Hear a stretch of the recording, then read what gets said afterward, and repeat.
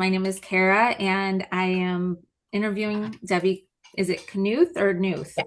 Yeah, so my name is Debbie Knuth, and so I live now with my boyfriend in Ohio, and I have two children, Marissa and Dylan, and I have been in practicing, um, I would say a practicing witch for about 26 years now, and I have gone on all these different paths, I guess you could say, and I've kind of dabbled in a lot of things.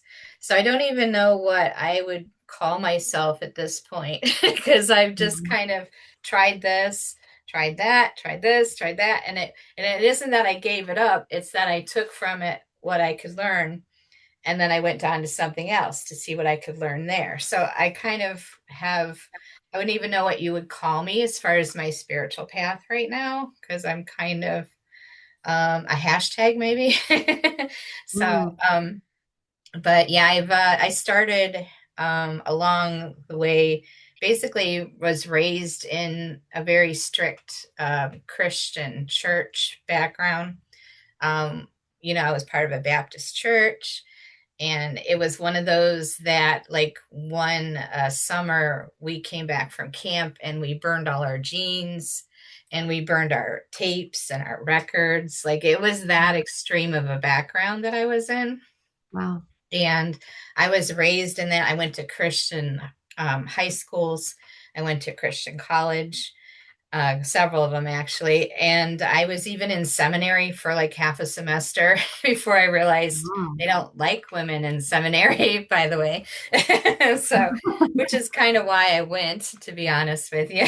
So, Mhm. but so I was very entrenched in Christianity, and I have nothing bad to say about it except that it was not for me. And I came to that realization, and I started questioning things, seeing things that didn't make sense to me, that things that don't vibe with you. You have to kind of follow what works for you.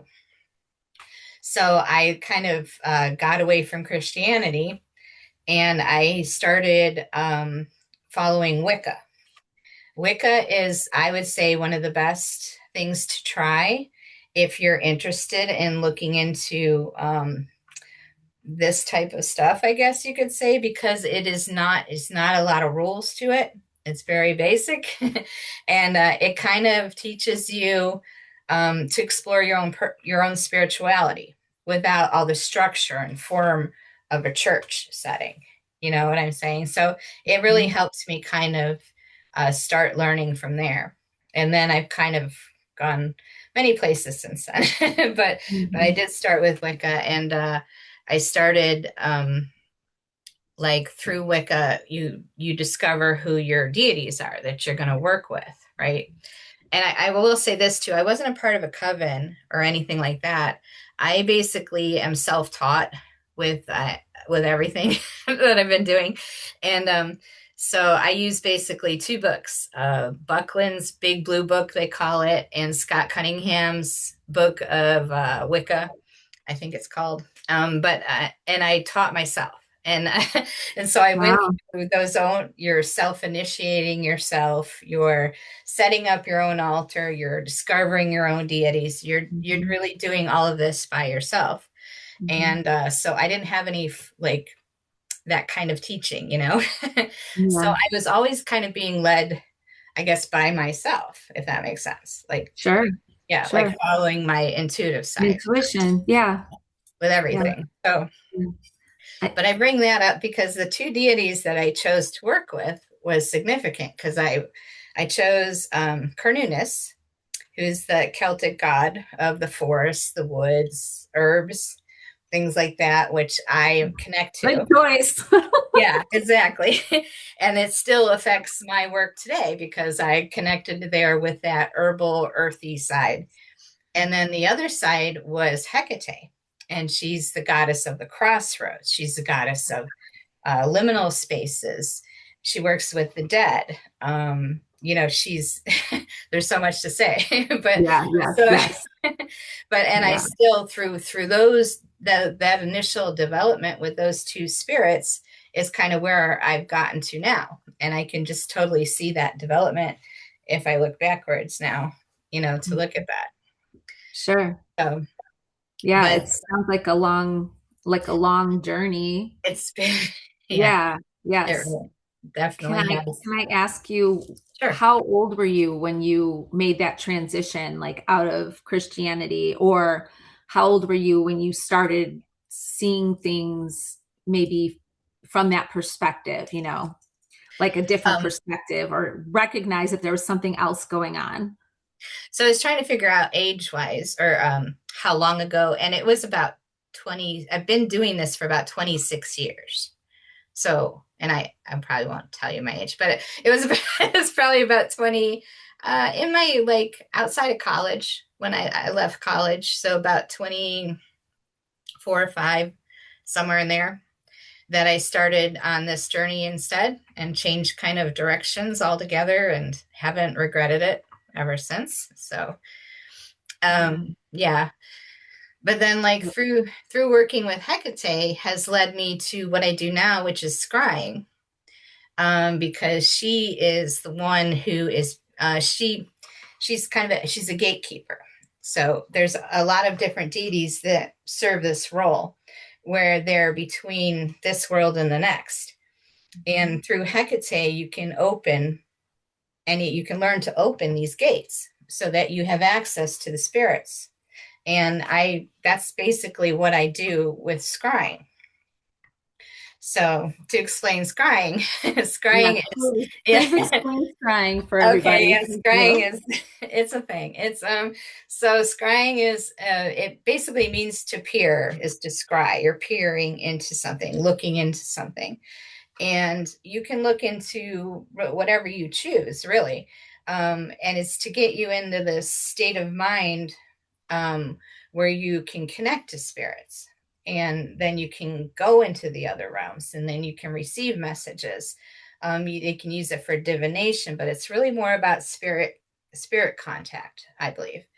And there's many different ways you can do this. Like, I mean, you can scry through fire and smoke, and you could scry through a bowl of water, which is what I started with. Bowl of water with a black bottom to it. You can, and you basically are just going to stare and focus into this object or the moving fire or flame. And then you ask your questions and then you try to and it's very difficult to explain because you're not focused. It's like a unfocused focus. Mhm. Because if you focus too hard, you're not going to get there. So you have to kind of bring it in, but then let it go. It's very kind of hard to describe. But do you Can want? I ask you if, and thank you so much for sharing that. You're welcome. And I know you and I have had a lot of really good conversations, I feel, regarding connecting with the spirit world in ways that I don't think it's easy to connect with people in that way, like how we've discussed. And it sounds like to me, like what you're describing to me is similar to when I do my journeys. But it's usually a drum beat or another form of sound that has a specific rhythm that takes me into that state of like a trance. Right. And um, there's an eye cover that shamans wear that shows like part of it's like got like it's like a curtain essentially. Oh. So it's like you're seeing between two Mhm. realms, right? You're doing the inward and the outward. And so you're getting your visions and stuff like that. It's putting you in a state of in between. And Yes. Same thing. yeah, and then Yeah. and that's how I get there. And I go into, either the underworld or the upper or middle. And it's so interesting to hear how you get there. And I have a question. Sure. Good. How do you feel about the um the sacredness of the act that you're doing. Like, how do you encompass, because I know you have a lot of reverence, for the deities you work with and Yes. for the craft. So how Right. do you sort of like, could you explain maybe part of that reverence aspect you add? Thank you. Yeah, well, it also depends who you're talking to. So like I Yeah, think sure, sure, right, sure. yes, but yes, there should be a reverence for any of these spirits that come through because for one, they're taking the time to talk to you. Now, one thing I want to say is the way I do it through a black mirror. That's how I do my scrying. And I hear, which is different. Most people see. And I started to see things and then it's changed. And now it's more of Mm, a words coming in my head and I write them down and that's how I communicate. Um, so to me, if a spirit, especially if there's one I'm looking to talk to, has taken time, to talk to me, I don't know. I feel like they have a very busy life. They're very busy up there. probably. But just to take that time to spend with me and answer my questions or guide me or lead me in any way, I feel that alone deserves a certain amount of respect and reverence. I Mhm. also see with scrying, especially, you tend to connect to higher spirits. They're not necessarily your grandma. I mean, they could be, but typically with scrying, you're going to go a little higher to some higher spirits. And in my view, these spirits are higher because of how long they've been around, or some of them have lived this life already and have like chosen to teach us now. So they have you are automatically have to give them that respect because they've already gone through whatever we're going through, and or they have the knowledge that we don't have, or they've been around for maybe eternity. I don't know. It seems like it, but so there has to be that respect given just for who they are Mhm. and the that they've chosen to help us. They didn't have to do that. You know what I Right. mean? So Yeah. there, I would say to give respect and honor to them for that. You could treat them like badly, but don't expect to receive anything positive back for it. You know what I mean? Like it's Yeah. not Yeah. necessary, but Yeah. but you're not going to get what you put into it. So Right. Right. That's such a good point. yeah. Depending on who you're working with, and it and you can be speaking like gods, goddesses, ascended masters, like all kinds of different spirits that come through. What is the most surprising spirit, whether it's somebody that we would recognize or just in general?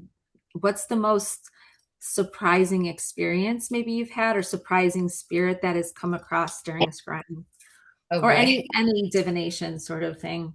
Okay. I've just had so many because I had the privilege to talk to like so many spirits that I never would think they would talk to me for one, you know. So I'd have to think about that for a minute. I My first thought would be Hades, um, Mm, because he is not as he's represented. So it was a surprise for me for him to come through my mirror and to start talking to me. And I was just like, you hear the name, and often I'll tell you this, I'll go through the whole scrying. They'll give me all this conversation, all this information, and at the end they tell me who they are.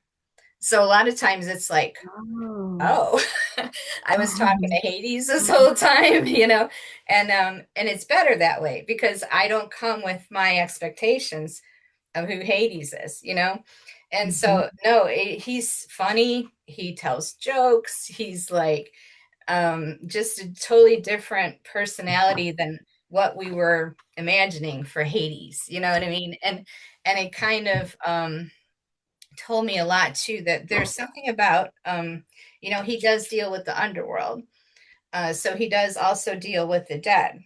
And there Mhm. is something about when you're dealing with the dead, you have to have a little bit of that lightness to you, because it can be overwhelming, and Yeah. it can be too dark or too Yeah. low or too whatever. And I've come across these spirits that deal with the dead, and they're always like that. They're funny, they crack jokes. There's like Mm.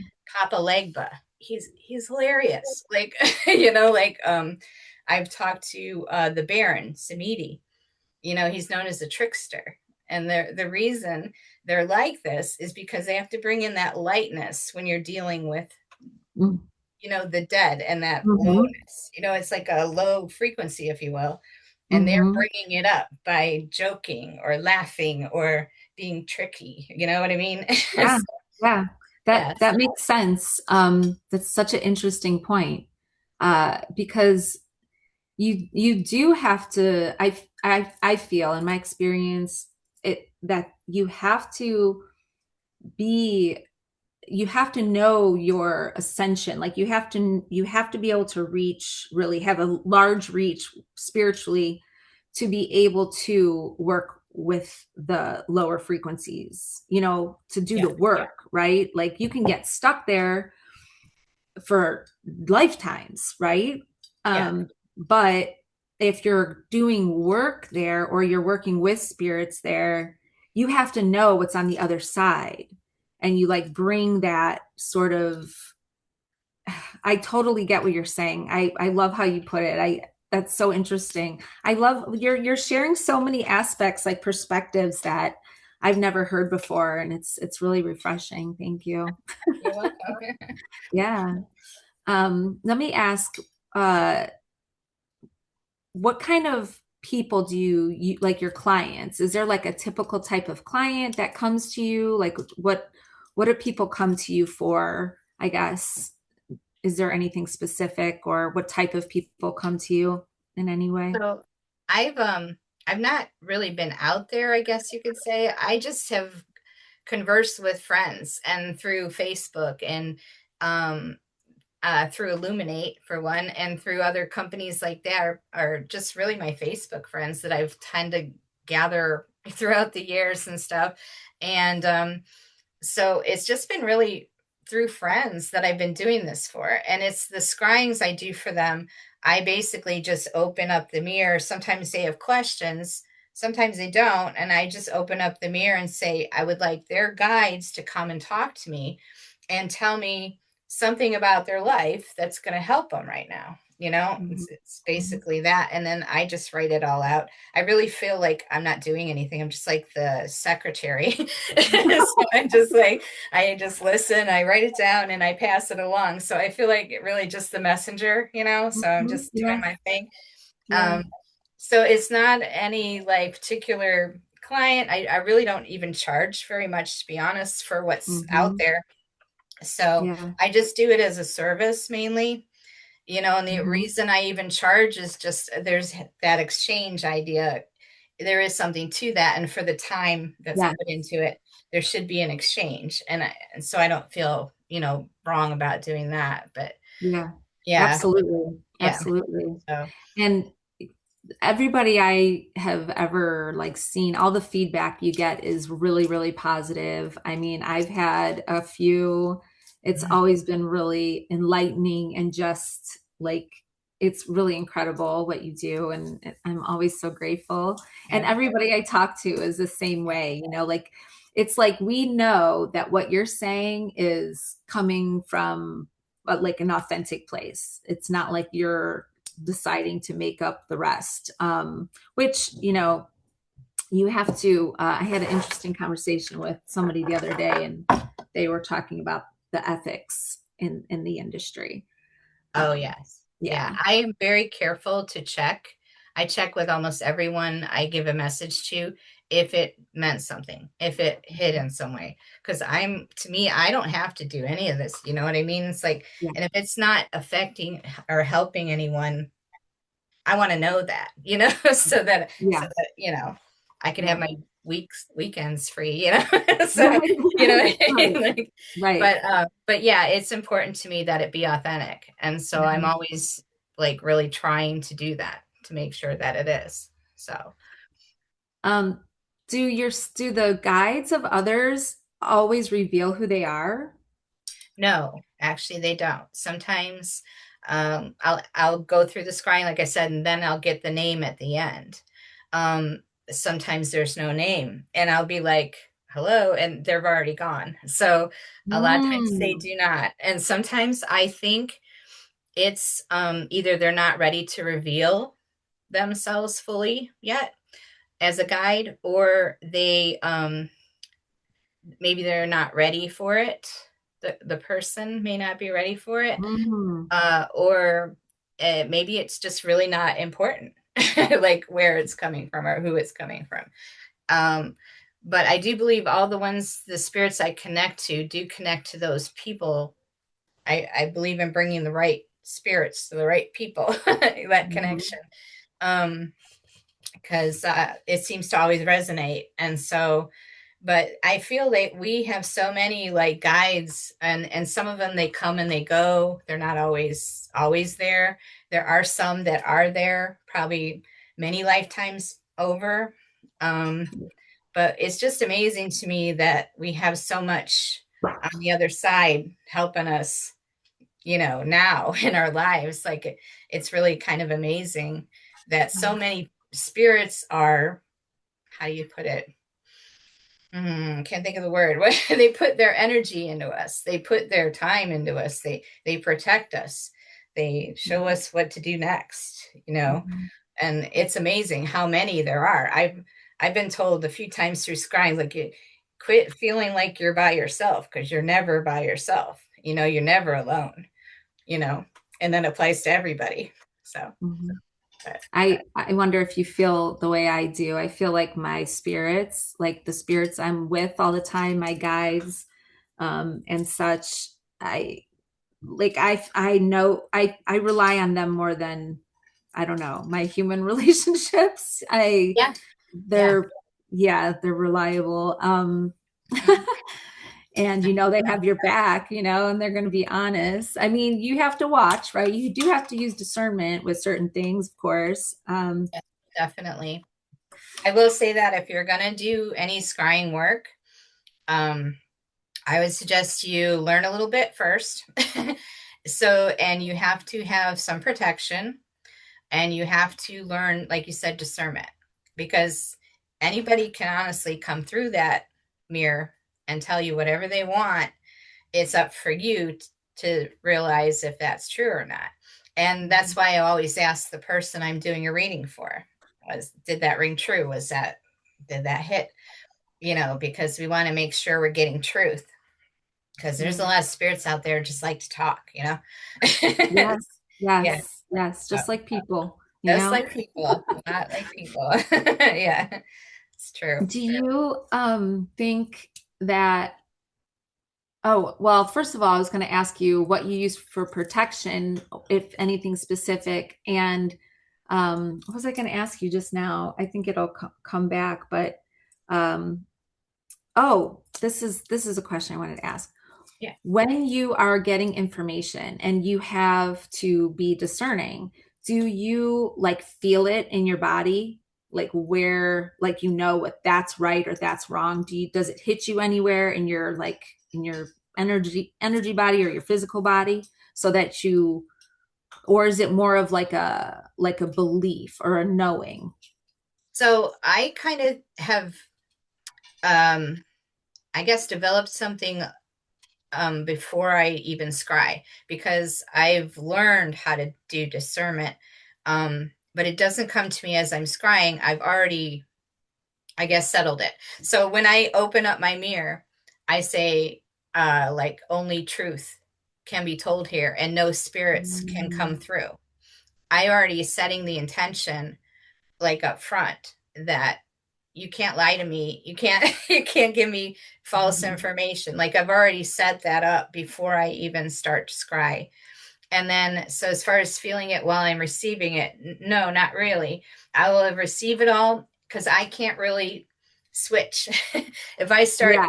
trying to discern when I'm receiving, it'll stop that flow and I might lose it. So I can't really do that. I have to just take it all in, And then afterwards, yes, I'll look at it. And if something doesn't feel right, I have had very few times, but a couple times I've done scrying and I read it over and it didn't feel right. And something fell off on it. So Hmm. I just scrapped that one and I redid it. And then that was improved. That was on target. So yeah, there have been times like that. As far as like how to explain that discernment, like how it comes across, I don't even know how you would. You Right. just It's a learn. hard thing to describe. Yeah, you just have to learn. The thing about it is really all based on your intuition. Mhm. And intuition can be developed by anybody. We all have it.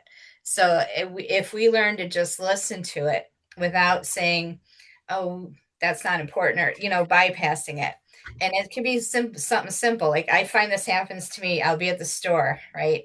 And you're looking at something and you're like, see that thing. And you're like, I should get that. And then your mind says, oh, we still have some, I think. And then you go home and then you're like, oh my gosh, I should have gotten that. You know what I mean? That's Mhm. intuition. It's not a big thing, but you learn to Mhm. develop it where when you see it, you're like, yeah, I better get it. You know what I mean? You don't Mhm. question. When you start to question these things, um, you can lose it. So it's a like process, honestly. Mhm. So Yeah. I also believe in kind of testing things that you're received. So if you get some message about something, um, you give it time to see if it comes to pass. And if it's a message that you're not sure of, you can ask, can you show me more about this message? And then I go by the threes. Like if you receive something 3 times, like that's connected to that message, like symbols or Mhm. pictures, or somebody says something and it triggers what you receive. That's a way of testing it. So I do those types of things as well. So I don't know if that answered your question or Yeah, no, it's great. It's not. great. Yeah. Thank you. Yeah. Yeah. So you wait for the signs and synchronicities to align, and then you go with that because Yeah. that's what you're getting. Yeah. Right. Yes. Yeah. I Yeah. totally get that. Yeah. Yeah. Thank you. You have to learn Um, to trust yourself, basically. yeah, yes, you're absolutely right. For anybody who's learning to develop their intuition, it's an excellent message that when you have those moments of self doubt, you have to learn to retrain your mind. Mhm. It's a training process, in my opinion. It's connecting, moving through all like that other noise, right, and the subconscious chatter and the things we tell ourselves, right, the self-doubt and all the other stuff. Right. So Right. moving through that, yeah. And what do you do for protection? Is there something specific you do for protection before you work? And is there something you do like mentally before a session? Like how long are your sessions typically? Thank you.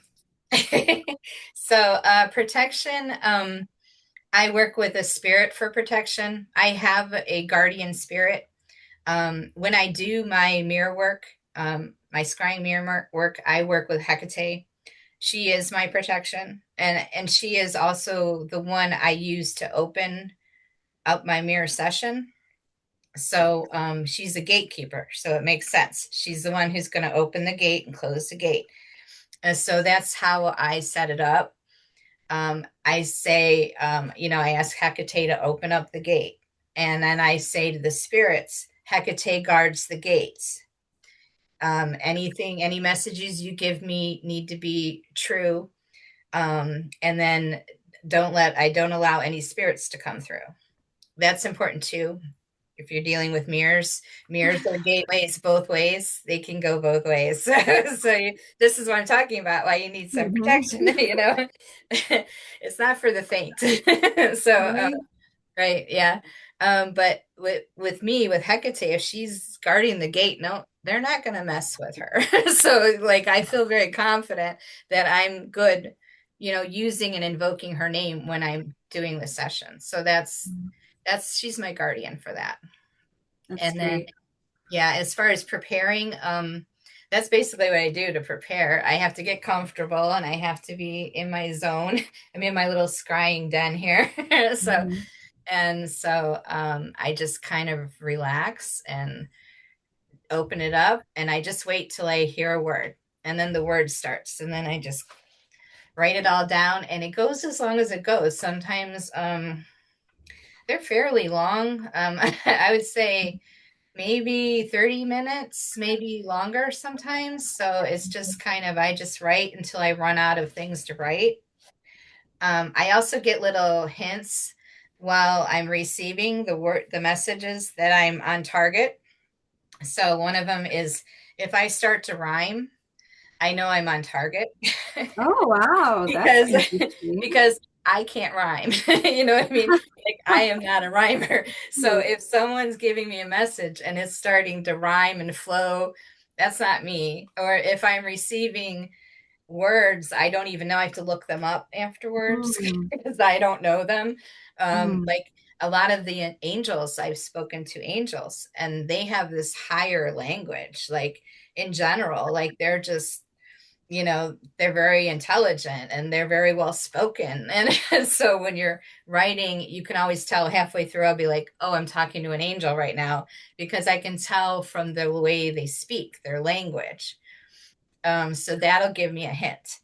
Another mm, thing that happens sometimes is I'll be writing and I'll be about to choose one word for it, and then it changes to another word, and it's almost like giving me a choice. Do you want to use this word interesting. or do you want to use that word? And Mm, so, but interesting. anytime that happens, I feel like I'm connected. Like I don't know. So I have like these little hints and clues that I'm, you know, receiving. So Yeah. I've noticed the language change, like I've seen that those patterns switch or like that totally makes sense. I always wondered, and I knew you worked with different spirits, but like the way you're describing it is really helpful to receive, so when you're receiving it after you've sent it and everything. yeah. um Yeah. yeah. Is there a,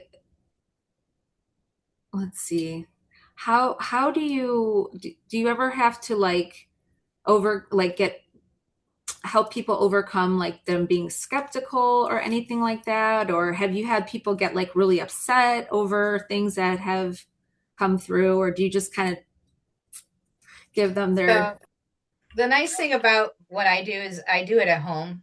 uh-huh, I don't have to be like face to face with someone and sure. have their reaction, in front of me. I don't. So I do it at home and I write it out and I send it, and I'll check with them. Did this sound true? Did this ring true? Is there something there that match? After that, my hands are on. Like I did my work. You know what I mean? It's for Mhm. them to either receive it or to not receive it, and that's fine. If they don't want to, that's fine too. Maybe they weren't ready to, maybe Yeah. it'll come up later, so I don't really concern myself with that. And I think it is harder though if you're doing one-on-one readings, because I have done that in the past. I just don't do that because with scrying, it's hard to receive and then talk to a person. It's like hard to do both. Yeah, yeah, sure, I'm just sure. not that, I guess, good at it yet, where I could do that at the same time. Because then this person wants your attention, and you're like Right. trying to get all this information. And yeah, it's very difficult for me. So it's much better for me just to do it at home and to send it out. Um, but yeah, I know that it can be hard. I've done those readings before in front of people, and they'll be like, you could see the wall come up, or they say, no, that's not true. That never happened, or whatever. And I've experienced that. And really, you just have to be like, that's what I'm getting. And also, I'm sorry, but this isn't exact science here. Like, you know what I mean? Like, we do the best we can, but it's Hmm. like, you're seeing through a glass darkly. Everything is like, it's as clear as we can get it, but it's not like I actually talking on the phone, so people Hmm. need to really understand that if they come in with that kind of an attitude, or they're skeptical, then maybe this not for you. Maybe it's just not. So I don't Right. know. That's the way I see it. I don't think people should be so concerned with that. They Yeah, yeah, I agree. so Um, the right people find your yeah, services is how I exactly. feel. Yeah. Yeah, exactly. Um, what uh what like is there any like personal lessons that scrying has taught you um in particular, or is there something like that you want to share that has been, you know, more on a more personal level, like what doing this type of work has like taught you, I guess is how I want to put it. I don't Well, know. I'll have to say anything I've learned, spiritual knowledge has come through my scrying. It's not like through books. It's not through, videos. I have learned them almost directly from the spirits talking to me. And like I wouldn't know anything, I feel, if I hadn't, you know, received this opportunity to do this, And yeah, so I mean, Hecate has been my teacher, you know, since I started, like for 26 years. So, like, yeah, so there's just so much that I've learned just directly from her. I've learned spells, I've learned how to use different herbs with Kernunus speaking to me. I've learned the nature of the universe. I've learned what God is like. Like, I mean, I've learned like lots of stuff. And I am writing a book, by the way. I'm trying to put Mhm. together all these things that I've learned and condense it into a little tiny book. So it's difficult, but I'm trying to get that all together so that other people can maybe learn what I've learned, Yeah. through it. But it's just Yeah. so much, honestly. Um, Yeah, yeah, it's I mean it's a lifetime, you know, it's a lifetime yeah. of stuff. And I appreciate you mentioning your book. Uh I didn't want to mention it with, you know, without I wanted you to mention it, obviously. That's exciting. And Oh yeah. how long have you been working on that? And when do you or do you have like a date that you're trying to like a goal, or are you just gonna let it develop as it naturally goes? So what I had to do is like all of my scryings that I've done for 26 years, right? I've written out in little journals. So I had all these journals, no dates, no like I couldn't tell which journal was which and in what order. There were just a bunch of journals of scryings and Wow. I had no intention of sharing it with anybody, and it was like maybe 2 3 years ago Hecate was telling me it's time to share what you learned. And I was like, I don't want to. And she's just like, because these are my personal journals. And Mhm. she's like, no, you need to share what you learned. And then she taught me that by sharing it, people can take that knowledge that maybe they never considered before. It's never been released before. People don't know about and can build on it. And, even if they question it, it's still building something new where I think we've been very stagnant in the spiritual community and we've Mhm. only learned so much. And that really the only way to learn more is through spiritual connection, spirit connection. So I feel Mhm. like I got that and I was privileged to be able to do it. So now it's kind of a responsibility almost for me to share it. So I'm trying to take all those journals and Hold on bring one it second. down. Oh, sure. Sorry, my No, it's daughter okay. came in. Is it okay? Yeah, yeah, no, Okay. she's on speaker with Oh, her friend. okay. Yeah, no, No it's problem. fine. Sorry about that. It's okay. That's a really good point about the community. I like what you're saying about that too, because I know we've also had conversations, and you're like, I don't think people are ready to hear that. People tell me that a lot about things that I want to like teach or share or whatever. And I've had to really take a step back and go, okay, these are very personal things that it's like a collective should know, right? That the spirits want the collective to know. However, unless people are ready to embark down that journey, I have no business like just doling it out. True. They're not going to receive it if they're not ready to receive it. Right. Well, and again, people will come or will hear it who are meant to hear it. Right. And so, Right. and will be able to receive it. You might, Yes. yeah. So I don't know if you have to worry about that, but I also don't think maybe it's not for you to share your personal stuff. You have to follow with what you're taught on that, or what you Yeah. believe is right. Like if you don't feel, you worked hard for what you learned, why give it to someone who hasn't worked hard for it? Right. Right? That's a really good point. Yeah. And I've had to do a lot of, discernment with that one too, is like only saying so much, right? And then like allowing them the space to develop that on their own, which I feel is extremely important for people to be empowered, especially spiritually, is to find their own way. Yeah. And Yeah. it's hard for me personally when I get like visions of something that's on a global or universal scale and wanting to, share that is like I'm being told to share that. And you're right. It's like you'll find the people who are supposed to connect with those messages and things like that. Yeah, definitely. Yeah. Yeah. I think what you're doing is very it's not like a common art form, you know.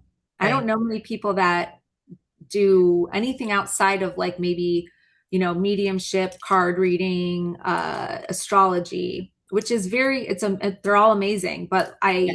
I really feel drawn towards your craft because it's very specific and it is a communion with spirits.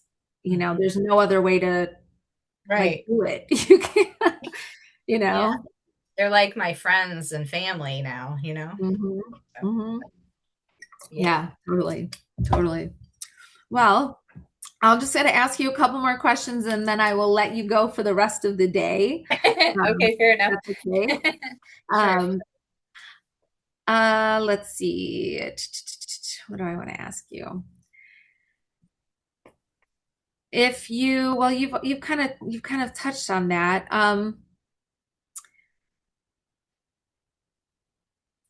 And you just mentioned that too. But let me ask you this: have you been able to meet with a lot of the people that you've done scrying for? Have you met them, or is it mostly all virtual? And is it Um, something you would like to do more of? Like, would you like to get connected to more people, or is this something that you're like good with the pace you're at? no, I think it's time actually to open it up more and to have other people yeah, absolutely. I'm opening it up for other people if you want Okay, us crying. Absolutely. um, great. yeah, so it's always interesting and I've recently been doing different, other types of readings with the Akashic records I was reading. going to ask you, that was my Yeah. other question was, Oh, do you want sorry. to speak on that real quick about your, It's those readings? Yeah. it's super new. Basically in the last I think 3 weeks ago, I had a vision and I basically landed in front of this awesome building structure. It was kind of on the side of a mountain. It looked like it was built out of the mountain, but it also had very, you know, direct lines that made it look like it was a building too. So it wasn't just the side of the mountain. It was Mm, constructed, wow. Yeah. it looked like a temple basically because it had the long columns and stairs and then when you looked up at this building it just went up forever and it had these little alcoves I call them in the side of the building and they didn't have glass in them. They were just like these little cutout and they weren't like even. They were kind of one here, one here, one here. And I can imagine that at one time they had statues in them, like you know, and Okay. yeah, like, and I don't know why they didn't now, but I think at one time they had statues in these little alcoves that were all around. And I didn't know where I was. I kind of land places. I wind up places, and I don't know what's Yeah. going Sure.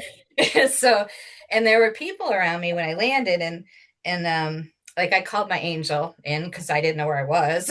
And so, and the people they left, it was kind of a feeling of, well, she can stay kind of feeling. So I was like, oh, okay. And then I went, I saw above the structure. So I think my angel took me up there. But and then from above, it just went so deep. Like it just went on and on. And I was like, what is this place? And I just heard the Hall of Records pop into my head. So that came to me, and I came back and I was like, what just happened with that? So I asked my spiritual community, my friends, what they thought. And so I feel like it was an Akashic record reading, or Akashic records where they're held. And Mm-hmm. I didn't even know what that was. So I had to look it up. I had to ask a lot of questions. But then I was just like, well, I'm just going to try it because this is what I do. Yeah, let's give it a wing. Let's try it out. Let's see what happens. And so I did my own reading, an Akashic Records reading. And I first had to get back there because I'm like, I don't know how to get to where I was. I just landed there. Mm-hmm. And so I used my mirror because that's my tool, right? So I opened it up and I asked my HGA, that's my angel, to help me. And I was the first time I was able to astral, like on purpose, Oh, because okay. I astral at night without knowing Mm-hmm. how I got there or Mm-hmm. knowing how, I've never Yeah. really focused in an astral, but I can do this now with the help of my angel. She basically yanks me out through the mirror and until we get to the Hall of Records. And then you go in and you're like in this beautiful library, and it's just amazing, like, and it changes every time I've been in there. It's a little bit different, like it seems to like. And there's these people I call the librarians. Mm-hmm. So this and the, I hate to say this, and I don't know, so I feel like spirits come to you however you can take them. Yes, yes, I However agree. you, so I Yeah. see these women, like those women from Star Wars, those they were really tall women, and they were Mm. all like fluid, they look alien kind of shaped. I think kind of grayish looking, maybe not like a gray, like a lighter gray. And I don't know, very elegant, super tall. And, that was the Mm-hmm. librarian. and so I would ask her, do you have my record? She said, well, let's see here. And I basically go into this little room and she brings out a book and I open it. And then once I open it, it's kind of like watching a movie, or you find a strand, you find something. I asked to find something that will help me now in my life. And it takes you, and you basically either go back or I think you can go forward. Like I haven't really explored, but Mm-hmm. I think you could do a lot. So, Mm-hmm. and it takes you down this strand and you follow this strand and it tells the story. And it's like watching a movie. And I see all these details and I learn all this stuff. And then I see how it connects to now. It's amazing. And so I just started doing these, and I asked for guinea pigs and they all showed up for me. So Mm-hmm. I've been able to practice and done quite a few of them now. But I mean, it's just so amazing that these things actually are a thing. Yeah. Yeah. Yeah. Especially when like you're so confident in, what you're doing and it's so valid, right? And then you have like other people who've also, you know, done the work in different ways, but like, the Akashic field is something that's, I'd say, like much newer to more people, but Yeah. the fact that you just like went right in, I love that so much. And it's really fascinating. It's so incredibly fascinating. And I'm gonna have to get you read mine. I've never had anybody read mine. Like I've Yeah, that'd gone be great. there many times, but not read. Oh And yeah. it's ooh, I have the chills. Just okay. All right. I guess that we're supposed to do that. I guess you'll do that then. Yeah, right. Okay. We'll plan that. Yeah. Right. Okay. Yeah, so cool. Mm-hmm. Do you have your email and your Facebook? Do you want to share those with people who, if anybody wants to get Sure. out in touch? So I have my Facebook page called Black Mirror Scrying. So you're welcome to come on there if you're interested in the scrying. Or you can even go to my regular page. It's Debbie Knuth on Facebook. That's Knuth. I also have an email. You're welcome to just email me if you're interested, and I can, connect you that way. That's dlknuth777 at gmail.com. So I can certainly connect you that way. The Akashic readings are $20, which is very cheap. And Mm-hmm. and it's not they're not really long readings because I follow one strand and I am kind of new at it. So I'll give you that forewarning. And then the scryings are $50 for a reading. And with that you'll get an email. You always have, like, I have all of mine that I pull up, and what I found with the scryings, you'll pull them up, out of the blue, and it's true for that day. Like, they work that way. So now I don't do scrying, but Yeah. did a lot of like dream journals because I do a lot of work, and I think we've talked about this too, right? So you do astral travel, and we do so much work in our dream space. I have journal like so many dream journals, and I tell people, I've told a couple people this, like I've opened up to read it like years later, and it's exactly what I'm going, like Yeah. whatever's happening right Yeah. there. They So work it's that way. Mhm. yeah, yeah, it's So so amazing. Yeah, you're awesome. I'm so grateful that you came and spent this time with me today. I appreciate And you letting me talk. oh yeah, And to yeah, share. Thank you yeah. so Thank much. you. Yeah, you're welcome. Yeah. So My name is Goergen, and I am hosting a space where we can come together and what I'm calling interconnected views. I'd like to bring people in the industry of spirituality, wellness, metaphysical, health, anything small business related or creative, and anything cats is on the table. I'm also open for expansion because without an open mind, what is life? I don't really know. Anyways, thank you for joining us. And each week I'm going to release a new interview with somebody in the community. If you would like to be interviewed or you know somebody who would be great in this space for an interview, please hit me up, Kara Eve on Facebook. You can find me on my Shaman's Shelf page, which is both Instagram and Facebook. I would love to hear from you. I would love to share, and let's work this space together and be able to support one another because we're all on the same side.